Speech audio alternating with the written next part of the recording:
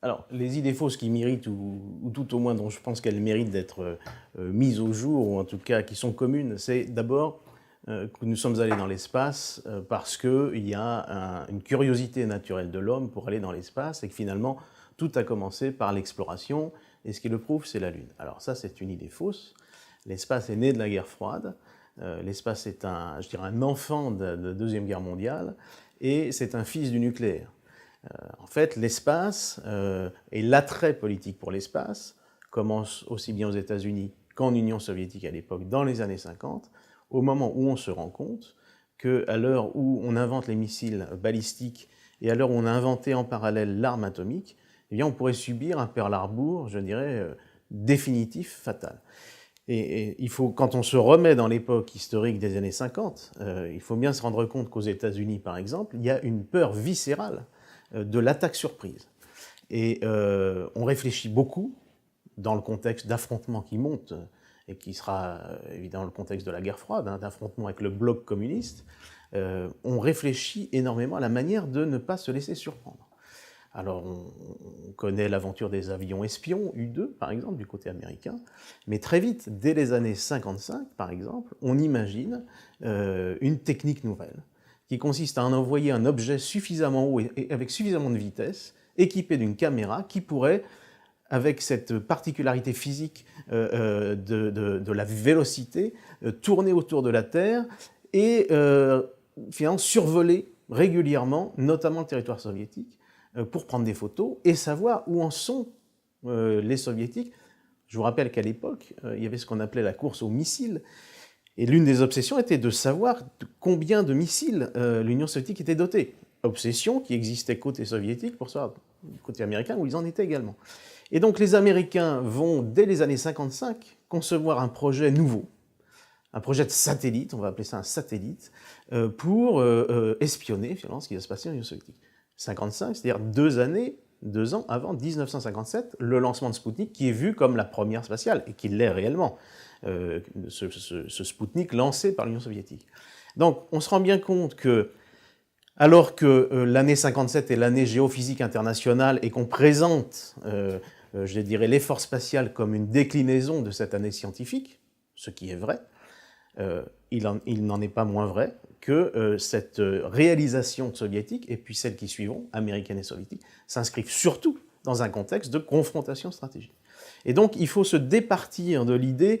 Vous savez, quand on parle d'espace, les gens imaginent Apollo, l'homme sur la Lune, le premier pas de l'homme sur la Lune.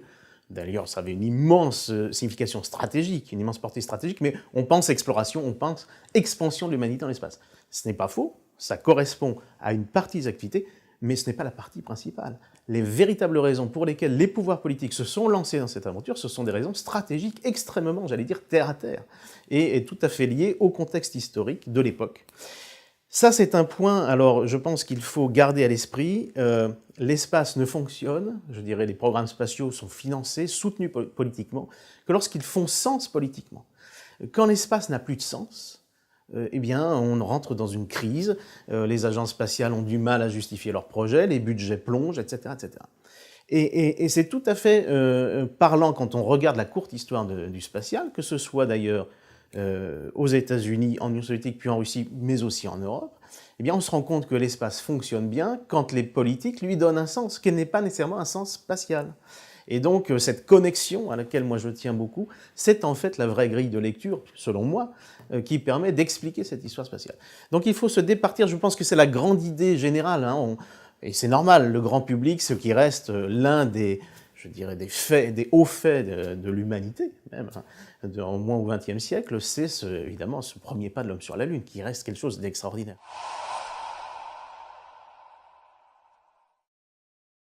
Et ce qu'il faut savoir, c'est que ce premier pas de l'homme sur la Lune, il ne s'est pas fait naturellement. John Kennedy, qui a été, on le sait, le président qui a lancé les États-Unis dans cette aventure, en fait, était un type que l'espace n'intéressait pas beaucoup initialement. Il avait très peu d'intérêt pour ça.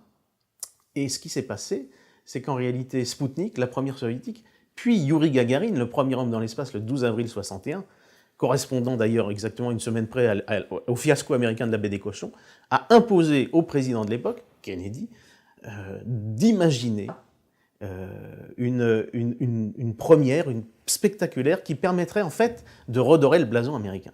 Il s'agissait vraiment bien de ça. C'est-à-dire que des enquêtes avaient été faites à la suite de Spoutnik, à la suite de Yuri Gagarin, auprès des alliés, dans les ambassades, qui montraient très bien que même les alliés les plus proches commençaient à douter du modèle américain, enfin qu'il y avait une opposition de modèle. Et d'ailleurs, les soviétiques communiquaient beaucoup là-dessus, en montrant que finalement, eh bien, l'homme communiste pouvait emmener l'humanité vers des cieux, j'allais dire, plus cléments et plus prometteurs, alors que ces capitalistes américains n'avaient finalement aucune ampleur de vue et aucune envergure, et que le modèle qu'ils proposaient était un modèle de raréfaction et de rétrécissement de l'humanité, alors que le modèle communiste est un modèle d'expansion de l'humanité. Ça, les Américains le perçoivent très vite. On se rend bien compte que l'espace, c'est aussi une opération psychologique. Et donc, il faut trouver une première. Et dans les discussions qu'on voit, quand on fait l'analyse historique de tout, maintenant tous les documents sont connus, eh bien on se rend compte qu'il y a beaucoup de discussions et que Kennedy, très vite, se rend compte que l'espace est la seule réponse possible aux premières spatiales soviétiques. Et ça, contre l'avis de ses conseillers, notamment de ses conseillers scientifiques. Très tôt, les conseillers scientifiques, comme aujourd'hui d'ailleurs, les scientifiques en général n'aiment pas beaucoup l'espace. Ils considèrent que c'est très cher, et que ça n'apporte pas beaucoup, finalement, de nouveautés scientifiques en comparaison d'un investissement comparable qui aurait été fait dans des labos sur Terre, etc. Donc il y a toujours cet aspect un peu prosaïque des scientifiques qui se demandent toujours pourquoi on fait une grosse manip très chère, finalement un peu de retombées scientifiques. Mais Kennedy leur dit, si vous me proposiez une première au moins aussi spectaculaire que celle-là, je la prendrais. Et il prend l'exemple, par exemple, il dit, si vous pouviez me montrer qu'on peut dessaler l'eau de mer et créer de l'eau douce pour l'ensemble de l'humanité, je le ferais. Mais vous ne pouvez pas me le montrer. Donc moi, j'ai besoin de quelque chose, ce sera l'atterrissage de l'homme sur la Lune à l'avant la fin de la décennie. Son fameux discours du 25 mai 61. Et c'est comme ça que s'enclenche l'aventure spatiale telle qu'elle a été vue par l'opinion publique.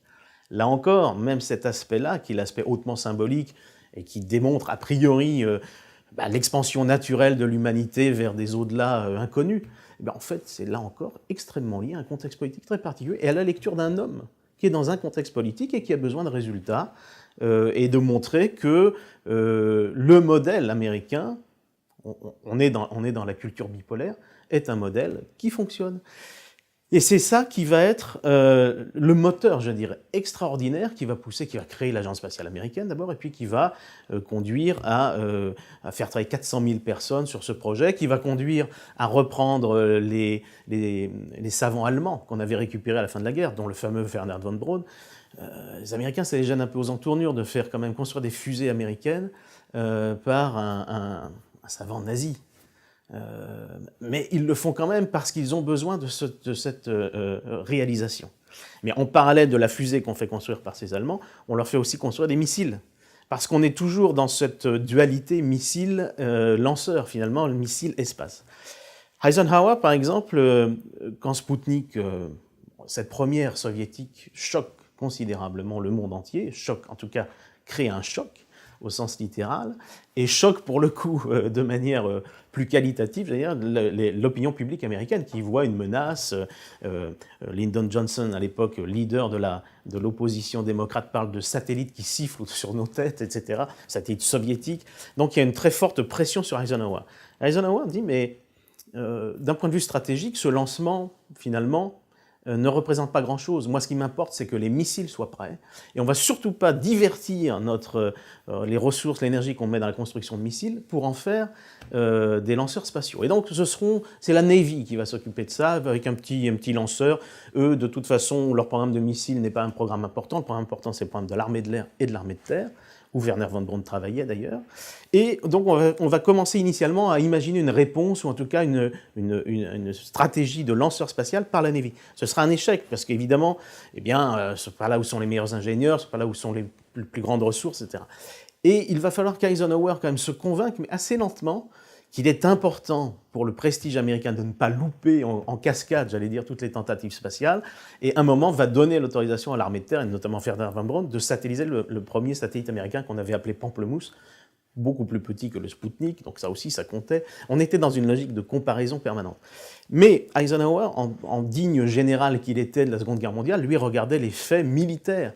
Et ce qui lui importait pour l'espace, c'était que ça lui serve à repérer s'il y avait ce fameux missile gap dont on parlait. On craignait beaucoup que les Soviétiques, à la suite de Spoutnik, aient en fait développé des centaines, voire des milliers de ces lanceurs qui pouvaient, s'ils pouvaient satelliser, ils pouvaient donc lancer une charge nucléaire sur les États-Unis.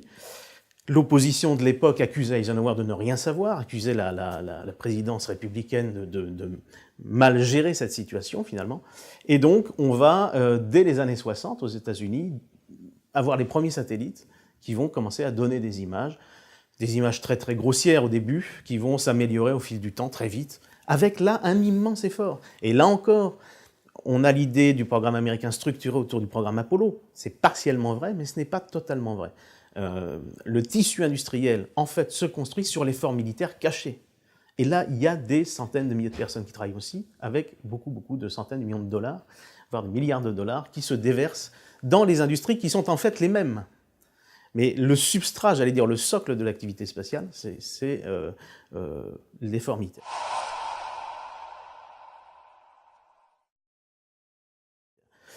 Qu'est-ce qui se passe aujourd'hui? Ce socle existe toujours. En particulier, la gestion, j'allais dire, de la relation nucléaire, de la dissuasion, c'est toujours quelque chose qui structure beaucoup des programmes spatiaux. On a toujours besoin de programmes d'espions, j'allais dire, d'observation de ce que fait l'autre. On a besoin de l'écouter, on a besoin de communication qui marcherait quand bien même un conflit pourrait se déclencher. On a besoin d'un certain nombre de programmes qui sont toujours financés. Et je dirais en cela que l'effort depuis les années 60, dans le domaine stratégique, est demeuré constant jusqu'à aujourd'hui. Ce qui est nouveau depuis, c'est que cette relation entre le militaire, j'allais dire, et le spatial, elle s'est enrichie d'autres strates géologiques. Si vous voulez, on a toujours cette strate, ce soubassement stratégique. Il y a le soubassement maintenant que j'appelle moi opératif ou tactique. On s'est rendu compte, au sortir de la guerre froide, qu'il fallait, côté américain, eh bien, utiliser les moyens spatiaux, je dirais, d'une manière différente, pas seulement à des fins stratégiques, mais à des fins opératives, on va dire, ou tactiques, diraient certains. Alors, c'est pas tout à fait vrai pour, évidemment, l'expert militaire qu'on pourrait faire s'exprimer. Il faut que l'espace permette de mener des opérations militaires. Il faut que l'espace descende sur le champ de bataille. Et ce qu'on a développé dans le cadre de la guerre froide, ça ne fonctionne pas pour ça. Ce n'est pas du tout adapté.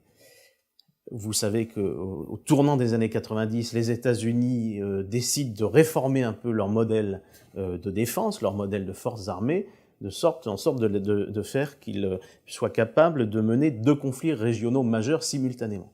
Et la guerre du Golfe sera le premier conflit de ce type.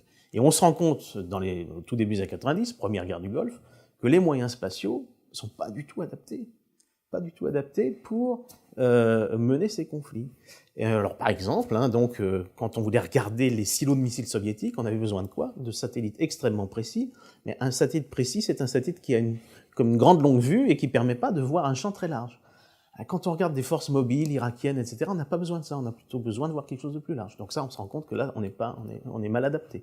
De la même façon, quand on voulait détecter le départ de missiles soviétiques, alerte avancée, stratégique, les ICBM, on avait des satellites spécialisés, qui existent toujours aujourd'hui, qui détectent des propulsions très longues de missiles intercontinentaux, qui poussent, je dirais, longtemps, et donc on avait une capacité à repérer cette propulsion très longue. Quand il s'agit de missiles à courte portée, avec une propulsion courte, quelquefois on ne les voit pas du tout, sous les nuages ou dans l'atmosphère.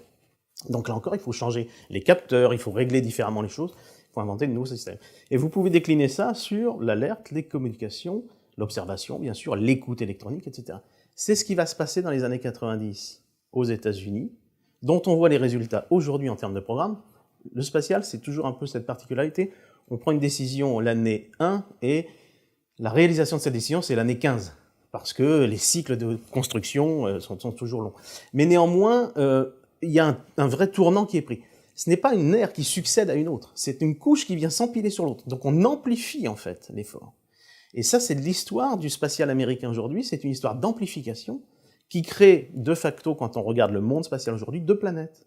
La planète américaine, avec des budgets considérables, dont on n'arrive jamais, nous, Européens, à bien comprendre pourquoi ils existent, sauf quand on regarde de cette façon avec cet empilement de strates, et puis le reste du monde qui n'est pas du tout, ou tout au moins pas tout à fait, dans la même logique de développement. Les États-Unis ayant fait ce choix d'être la puissance, voilà, on passait à l'unipolarité. En tout cas, il y a eu cette période de réflexion. Eh bien, l'espace a suivi et a été vu comme un vecteur de puissance.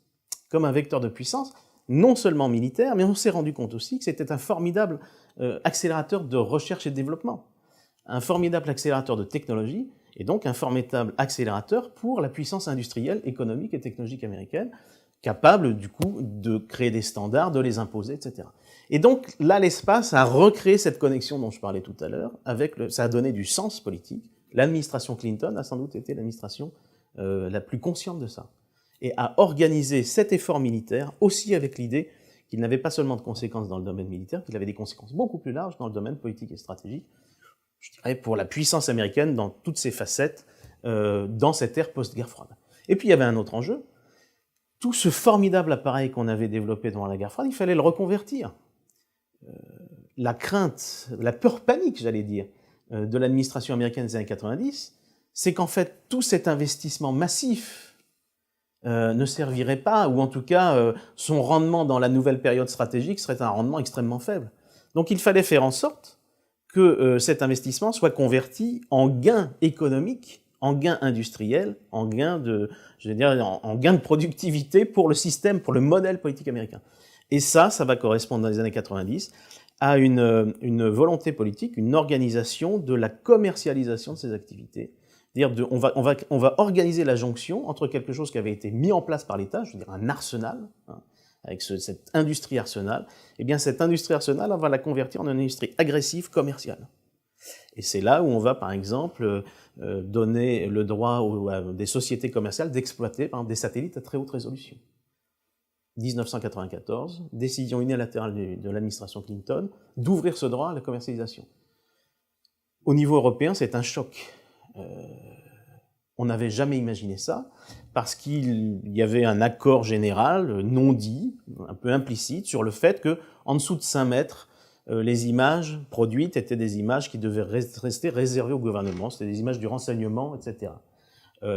En fait, la réalité, c'est que pour des raisons que j'ai dites, économiques, d'exploitation de cette vitesse acquise, je dirais, technologique, les Américains ont contourné ces accords non dits, mais enfin, je dirais cette conscience collective, en décrétant de manière unilatérale que désormais, eh bien, on pourrait commercialiser, et des sociétés américaines étaient autorisées à le faire. L'idée était que, eh bien, comme ils avaient cette avance technologique, ils conquéreraient des marchés, ça créerait de la clientèle, j'allais dire, ça allait, notamment gouvernementale, et ils conquéreraient des marchés à l'export, j'allais dire, mais presque à l'export politique, créer une clientèle intéressée qui prendrait de court, en fait, eh bien, les éventuels concurrents qui pouvaient être européens ou russes. Et ils vont refaire ça pour le GPS. Le GPS est ce fameux programme de navigation et de positionnement par satellite qui a été créé pour des raisons militaires, géré par le Pentagone, et qui, à partir de 1996, doit devenir un programme auquel le grand public pourra accéder dans sa plus grande précision. Quel est l'objectif derrière? L'objectif est de faire du GPS le standard mondial de localisation et de synchronisation du temps, en sorte que eh bien, personne n'ait l'idée de créer son propre GPS et de le concurrencer. Et à partir de là, eh bien, vous avez une sorte de stratégie d'entrisme technologique qui permet ensuite de décliner eh bien, une activité économique, industrielle, un peu sur le modèle de l'Internet, où les majors, je dirais, sont nécessairement américaines, etc.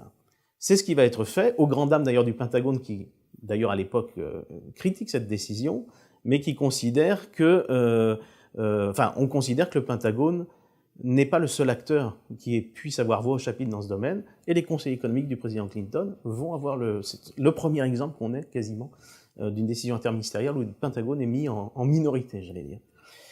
Et on va le voir dans les lanceurs aussi. Dans les lanceurs, alors qu'on était sous le régime du COCOM avant, où on régulait les technologies, on évitait qu'elles aillent en Russie, eh bien en fait, on va préempter ça. On va changer complètement cette règle, on va préempter la possibilité pour la Russie de vendre ses lanceurs sur le marché international en créant des joint ventures, côté américain, qui vont permettre aux Américains de contrôler la commercialisation du potentiel de lancement ex-soviétique, désormais russe.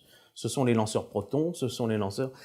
C'est aussi une des raisons pour lesquelles nous avons Soyouz à Kourou. C'est un peu une réponse à ce mouvement à l'époque, qui consistait à dire c'est un formidable potentiel de lancement, formidable potentiel commercial, qui a ensuite aussi des répercussions stratégiques. Si vous ne maîtrisez pas le segment du lancement, vous ne maîtrisez pas le spatial. Donc il faut avoir la chaîne accès à l'espace, il faut être souverain là-dessus.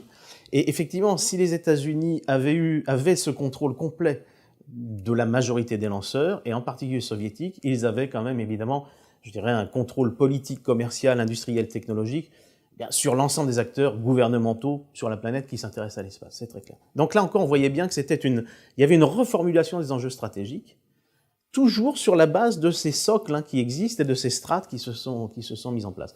Et tout naturellement, en fait, cette histoire qui s'est développée de cette façon-là sous l'administration Clinton va se continuer, va être amplifiée au moment des attentats des tours jumelles. 2001, c'est le moment où on se rend compte qu'en fait, l'ennemi a changé de nature. L'ennemi n'est pas nécessairement militaire au sens classique du terme, il peut être d'une autre nature. Il est dans nos sociétés, c'est le terrorisme qui apparaît. Et le terrorisme qui apparaît, ça crée une nouvelle connexion avec les technologies de l'information, dont l'un des meilleurs vecteurs, ce sont les satellites, l'espace. L'espace commence à se diluer, à se marier, je dirais, avec cette volonté de mieux connaître, de mieux savoir ce qui se passe, d'une forme d'omniscience, d'omniprésence par les réseaux. Et c'est cette nouvelle connexion qui se crée dans les années 2000. L'espace, de plus en plus, et on y est aujourd'hui, fait partie intégrante des réseaux de communication, des réseaux d'observation. L'espace crée de la donnée, crée du flux de données. Et aujourd'hui, en fait, l'enjeu, c'est plus tellement de créer cette donnée. On l'a créée.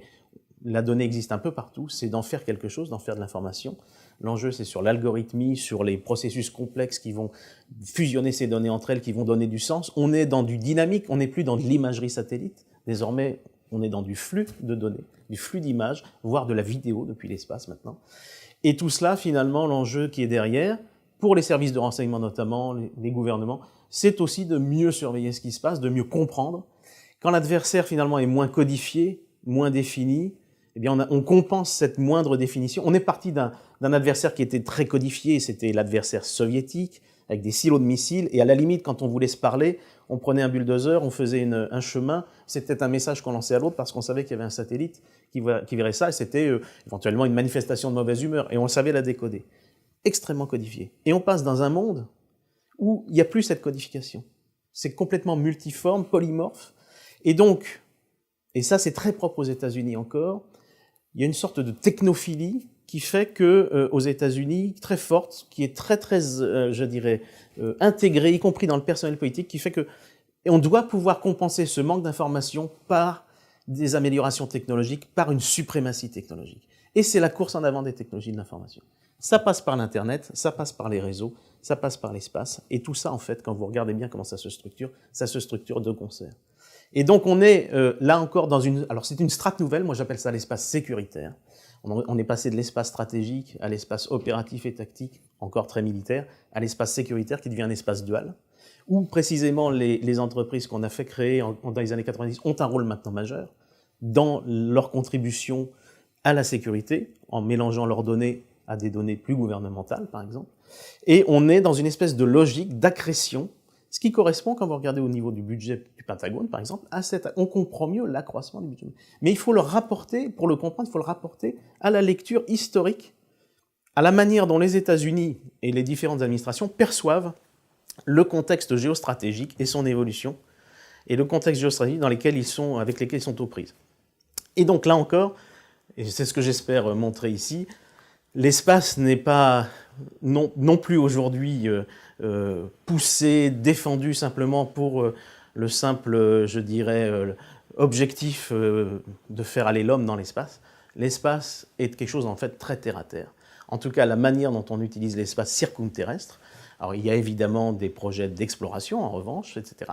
Mais on se rend bien compte qu'aujourd'hui, le centre de gravité, ce qui fait, je dirais, ce qui structure l'industrie, ce qui structure l'activité économique, c'est ce lien permanent, aux États-Unis en particulier, entre ce souci gouvernemental d'inscrire l'espace dans des architectures de sécurité et les bénéfices industriels que peuvent en retirer les industries qui y participent et qui peuvent convertir immédiatement cette R&D, comme on dit, très très soutenue par le gouvernement, en atout commercial quand il s'agit de vendre à prix coûtant un satellite d'observation, un satellite de télécommunication. On a un exemple, l'IDS a été un formidable accélérateur, par exemple, de R&D. Certains satellites de télécommunication aujourd'hui, comme Thuraya, par exemple, qui est utilisé au Moyen-Orient, utilisent des technologies qui ont pu être développées grâce aux recherches qui ont été faites dans le cadre de la guerre des étoiles. Donc tout ça se répond, et je dirais que c'est ça qui aujourd'hui caractérise, selon moi, vraiment les tendances profondes qui font que l'espace reste quelque chose de très soutenu, désormais au-delà du simple volet militaire. La situation s'est compliquée, l'espace s'est étoffé, son rôle s'est étoffé, l'architecture dans laquelle il prend place s'est étoffée. Tout ça se répond très bien.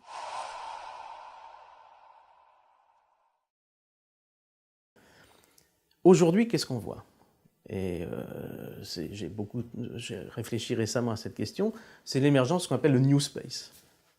Le New Space, c'est finalement un ensemble de projets qui sont nés dans les années 2000, de projets qui sont nés dans le cerveau, dans l'esprit d'investisseurs privés ou de grands milliardaires très connus. On pense à Elon Musk, l'inventeur de PayPal, j'allais dire, ou Jeff Bezos, le patron d'Amazon, et du Washington Post au passage.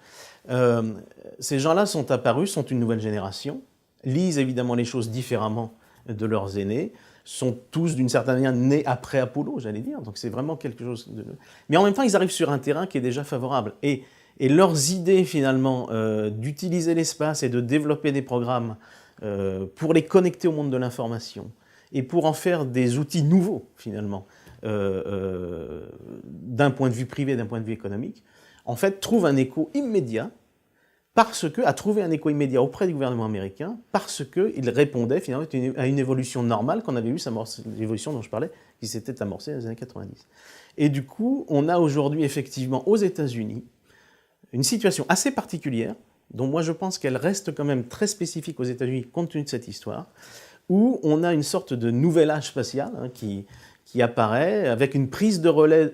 On part je vous rappelle, d'une situation où c'était extrêmement régalien, gouvernemental, même c'était le renseignement, c'était caché, à une situation où les pouvoirs publics ont compris qu'il fallait qu'ils redéfinissent les relations avec les acteurs privés.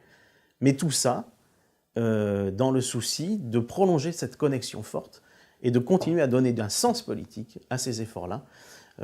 L'idée étant d'optimiser en réalité la dépense publique, parce que ces acteurs sont également soutenus par la dépense publique.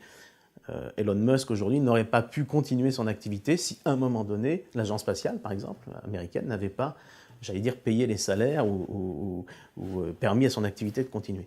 Et donc à partir de là, on a aujourd'hui, et on a une réinvention des rapports entre secteur public, acteurs publics et acteurs privés. Et on a l'impression qu'effectivement, on entre aux États-Unis dans un nouvel âge spatial avec, évidemment, des modes de réflexion qui changent. Ces acteurs désormais comptent. Ils ont eux-mêmes leurs propres, leurs propres intérêts, leurs propres visions. Mais c'est vrai qu'ils portent désormais une vision. Ils ont à leur disposition des capacités. Et on est en train d'inventer aux États-Unis bien des nouveaux rapports entre le gouvernement et ses capacités, entre les gouvernements et ses visions. L'agence spatiale américaine n'est plus seule à avoir des capacités, une vision. Il y a aussi des acteurs privés qui ont leur capacité, une vision. Ces gens-là vont vivre ensemble. Et on se dirige, par exemple, si on prend le cas de Mars, on avait parlé de la Lune tout à l'heure, si on prend le cas de l'exploration, il y a de très fortes chances pour que ces explorations futures, qui se feront, nul ne sait exactement quand, dans plusieurs années, mais soient une sorte d'entreprise hybride, publique et privée, où finalement, on aura une sorte d'expression nouvelle de la puissance publique à travers ces acteurs-là. Ça n'empêchera pas qu'on aura toujours des programmes, évidemment, qui serviront les intérêts gouvernementaux, en particulier dans le domaine militaire. On voit encore monter tout à fait les questions militaires. Et alors en particulier, ce qu'on voit monter désormais, parce que ce New Space existe, parce que d'autres gouvernements s'intéressent de plus en plus à l'espace, parce qu'on va aller vers un milieu de plus en plus occupé par de multiples acteurs, eh bien on voit monter de nouvelles préoccupations de sécurité. Donc on voit monter une nouvelle strate que moi j'appelle l'espace contrôlé, qui correspond à quoi finalement ? Qui correspond à une redéfinition de l'espace comme milieu. l'espace jusqu'à aujourd'hui, parce qu'il est né de la nécessité de gérer l'équilibre bipolaire, l'équilibre nucléaire, était un espace sanctuarisé, où l'intérêt mutuel, finalement, sans que ça n'ait jamais été dit explicitement, était de ne pas trop se combattre et de ne pas trop se détruire mutuellement ces satellites, puisque chaque satellite permettait finalement de vérifier les traités, de vérifier les processus de désarmement, etc. Donc l'espace était relativement sanctuarisé, et il y a un texte emblématique international, qui reste le texte en vigueur, qui est le traité sur les utilisations pacifiques de l'espace extra-atmosphérique, de 1967, du 27 janvier 67, qui définit ça de manière très floue, très souple, mais et les États-Unis et l'Union soviétique ont pu le signer précisément parce que c'était souple, mais qui interdisait un certain nombre de choses, notamment de placer en orbite des armes de destruction massive. On a vécu là-dessus très très bien jusqu'à aujourd'hui. On vit encore très très bien avec, à vrai dire. Mais aujourd'hui, pour deux raisons. D'abord parce que l'espace est devenu un élément majeur des dispositifs de défense. C'est-à-dire que les États-Unis aujourd'hui mènent leurs opérations militaires grâce à l'espace. Ça, leurs adversaires l'ont noté. Et les grands pays, la Chine, c'est aussi le cas d'une certaine manière, la Russie aussi, l'espace est devenu autre chose qu'un simple outil stratégique de renseignement. Donc ça devient une cible, potentiellement, dans la mesure où des conflits pourraient survenir. À partir de là, comme on n'est plus seulement dans le socle stratégique, mais dans l'utilisation militaire, à des fins militaires, des moyens spatiaux, on en faisait des cibles, ils rentrent dans le dispositif de défense. Et depuis quelques années, il y a quelque chose qui s'est ajouté à ces risques croissants sur les systèmes spatiaux, c'est le fait que 60 pays disposent d'un satellite, au moins, désormais, en orbite, et que de plus en plus d'acteurs vont investir l'espace. On commence à parler de débris, on commence à parler de pollution spatiale, on commence à parler de satellites manœuvrants, on commence à parler de nécessité de surveiller ce qui s'y passe, parce qu'on ne sait pas trop ce qui s'y passe. Alors ça aussi, c'est un enjeu de pouvoir entre les pays, etc. Enfin bref, on voit bien que l'environnement est en train de changer un peu de nature, de se désanctuariser, on va dire, voire de se territorialiser, ce qui ne correspond pas du tout au droit international spatial, normalement. Il n'y a pas de droit d'appropriation de l'espace, mais on voit bien que finalement, les tensions commencent à se créer, et les frictions, j'allais dire, entre satellites pourraient survenir. Donc les pays sont désireux de plus en plus, et les États-Unis au premier rang d'entre eux, sont désireux de se protéger. Et donc c'est ce qu'on appelle là-bas le counterspace, c'est-à-dire qu'on veut être capable de mener des opérations défensives, voire des opérations offensives. Je n'invente rien, c'est dans la doctrine américaine. Et donc évidemment, quand on a ce type de déclaration, ce type de doctrine qui se met en place, cette doctrine pour l'armée de l'air américaine, par exemple, c'est 2004, eh bien, ça crée des réactions en face. Hein. Et donc, on a effectivement on voit aujourd'hui une sorte de surenchère larvée qui se met en place entre, notamment, États-Unis, Russie et Chine. On n'en est pas encore aujourd'hui à des épisodes d'affrontement direct, mais on sent bien que les choses changent un petit peu et qu'on va progressivement vers une sorte d'appropriation quand même de ce qui se passe, territoriale, par les uns et par les autres, avec une démonstration parfois de force. On voit des satellites un peu bizarres qui font des manœuvres, qui peuvent interagir sur d'autres satellites. Donc on se dit, mais est-ce que c'est pas une arme anti-satellite? Alors on dit, mais non, c'est pour aller sur les débris, etc. Mais enfin, il y a de la tension diplomatique. À Genève, à la conférence du désarmement, les discussions sont bloquées sur l'éventualité d'un traité, par exemple. L'Europe, l'Union européenne, en 2008, pour essayer d'apaiser la tension, a proposé un code de conduite qui ne serait pas vraiment un traité, mais qui serait une sorte de code auquel les principaux pays adhéreraient et auquel ils se conformeraient. Essentiellement un code pas très très exigeant, hein, simplement un code induisant un peu de transparence. Voilà, on montre un peu ce qu'on va. Même là-dessus, les pays n'ont pas su s'accorder. Donc on voit bien que là, quelque chose change. Alors là, on commence à parler d'armes spatiales, on commence à voir des investissements dans ce qu'on appelle des armes à énergie dirigée, par exemple laser, micro-ondes à forte puissance ou d'autres choses.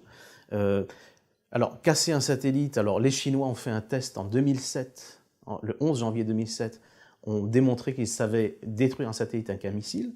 Ça a créé de l'émoi, d'abord parce qu'ils ont fait cette démonstration, mais aussi parce qu'ils ont créé beaucoup de débris. Et aujourd'hui, la station spatiale, par exemple, est obligée régulièrement d'être manœuvrée pour éviter les débris. Et l'année suivante, on a eu une réponse américaine, et l'année suivante, on a une collision entre un satellite russe. On a eu plus de choses en quelques années qu'on en avait eu dans les 50 précédentes. Donc on voit bien que tout ça monte, il y a effectivement, en plus des risques croissants avec cette population de débris qui s'autogénèrent, en fait. On a tellement de débris que parfois ils rentrent en collision entre eux, ils en créent de nouveaux. Et vous savez qu'un débris dans l'espace d'1 centimètre ou de quelques centimètres peut casser un satellite, le tuer. Donc tout ça, on s'organise, les pays s'organisent chacun, avec par exemple le souci d'avoir des systèmes performants de surveillance de l'espace, pour savoir ce qui s'y fait, pour savoir c'est très difficile de savoir ce qui se passe dans l'espace, j'allais dire. Dans l'espace, personne ne vous entend crier, j'allais dire. On a vraiment ce souci de plus en plus de savoir si, pour ses propres satellites, s'ils sont en sécurité, s'il se passe quelque chose autour d'eux, etc. C'est très compliqué.